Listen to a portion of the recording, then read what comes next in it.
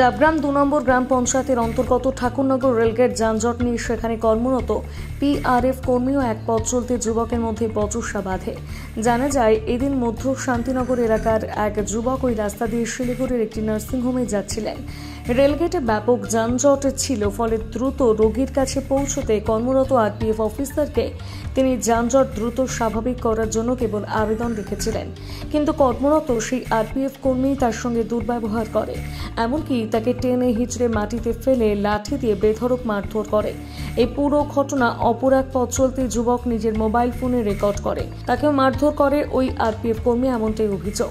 তার mobile phone থেকে সম্পূর্ণ ভিডিওটি ডিলিট করে দেওয়া হয়। ঘটনার মুহূর্তের মধ্যে উত্তেজনা ছড়িয়ে পড়ে। পরবর্তীতে ঘটনাস্থলে আরপিএফ এর উচ্চপদস্থ কর্তারা এবং নিউ জলপাইগুড়ি থানার পুলিশ পৌঁছয় পরিস্থিতি স্বাভাবিক করে।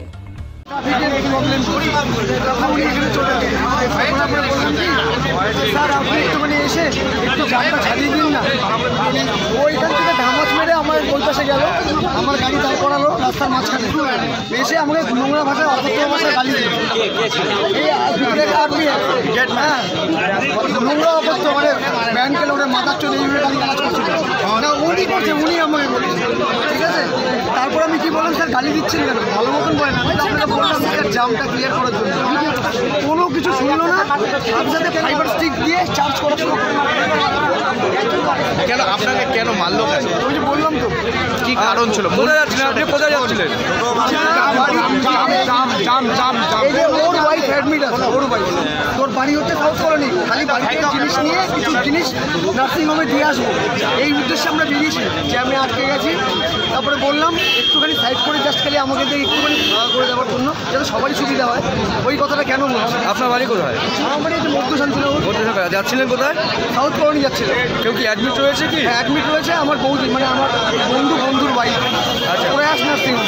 আচ্ছা, সেখানে দেখে যাওয়ার পথে এই ঘটনা? হ্যাঁ, সেখান থেকে এখানে যাওয়ার পরে এই ঘটনাকে দিয়ে কিছু জিনিস নিয়ে আমি আবার নার্সিংহোমে আমরা দেবো। কয়জন মিলে আপনার মেরেছে?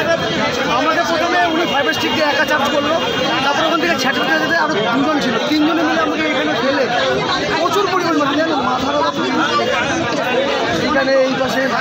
আপনার নাম? অমিত দাস। অমিত দাস। আর আপনার বন্ধুর নাম?